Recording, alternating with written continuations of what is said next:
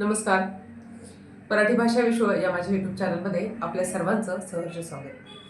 आज आपण इयत्ता 7वी सुलभ भारतीचा दादाच पत्र हा जो काही 5वा पाठ आहे तो पाठ बघणार आहे. या ठिकाणी आयशा नावाची जी काही मुलगी आहे तिनं आपल्या भावाला पत्र लिहिलेलं आहे आणि ते पत्रामध्ये ती ज्या ठिकाणी सहलीला गेली होती त्या ठिकाणचं वर्णन तिनं त्या पत्रामध्ये केलेलं आहे. चला आपण बघूया काय लिहिलं तिनं आपल्या पत्रामध्ये आपल्या भावाला. दादाच पत्र 25/1/2021 ला हे पत्र लिहिलेलं आहे. प्रिय दादा, सप्रेम नमस्कार. दादा, कालच मी सहलीला जाऊन आले. अरे, इतकी मजा आली काय सांगू.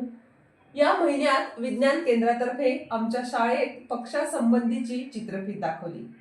चित्रफित म्हणजे व्हिडिओ, जो काही व्हिडिओ दाखवलेला आहे पक्षासंबंधीचा तो व्हिडिओ दाखवलेला आहे. ती पाहून आणि तेव्हा ताई दादांनी सांगितलेली माहिती ऐकून यावर्षी शाळेची सहल एखाद्या अभयारण्यातच न्यायची असा हट्ट आम्ही शिक्षकांजवळ धरला. सहलीच्या दिवशी आम्ही पहाटेच निघालो.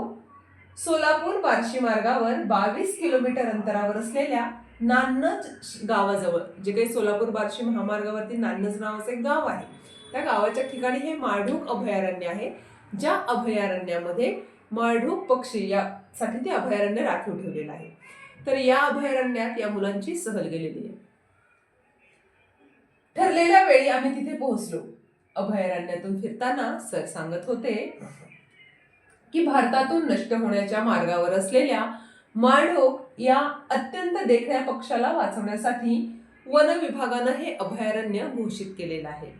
त्याचा उद्देश काय आहे अभयारण्य सुरू करण्याचं, तर माळढोक या पक्षाला जे काय आहे ते वाचवायचं आहे. माळढोक पक्षी शेतकऱ्याचा मित्र आहे. माळढोक पक्षी शेतकऱ्याचा मित्र आहे कारण शेतातील किड्यांवर तो गुजराण करतो. की ज्या पद्धतीनं शेतांवरती जे काही छोटे छोटे किडे असतात त्या किड्यांना खायचं काम या माळढोक पक्षी करतो. जर हा माळढोक पक्षी नसेल तर ते किडे जे आहे ते सगळं शेत खाऊन टाकतील आणि मग धान्य जे आहे ते कमी प्रमाणामध्ये येईल किंवा ते खराब उत्पन्न होईल त्याचं. त्यामुळे माळढोक पक्षाला शेतकऱ्याचा मित्र असं म्हटलं जातं. त्याच पद्धतीनं गांडूळ या छोट्याशा प्राण्याला सुद्धा शेतकऱ्याचा मित्र असं म्हटलं जातं, कारण तो शेती सुपीक करण्यासाठी शेतकऱ्याला मदत करत असतो. माळढोक पक्षी शेतकऱ्याचा मित्र आहे कारण तो शेतातील किड्यांवर गुजराण करतो. हा पक्षी वर्षातून एकदाच अंडी घालत असल्याने त्यांची संख्या कमी आहे. शिवाय इतर प्राण्यांनी माळढोक पक्ष्याची अंडी तुडवली तर त्यांची संख्या आणखीनच कमी होते. दादा, आम्ही हा माळढोक पक्षी अगदी जवळून निरखून बघितला. काय त्याचा रंग, काय त्याची चोच. इतका देखणा पक्षी यापूर्वी मी कधीही पाहिला नव्हता.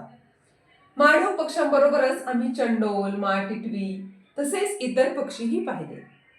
आमच्या शिक्षकांनी माळढोक पक्ष्यांचे फोटो कॅमेऱ्यात टिपले. पक्ष्यांचे फोटो काढण्यापूर्वी वन खात्याची पूर्व परवानगी घ्यावी लागते हे आम्हाला पहिल्यांदाच समजलं.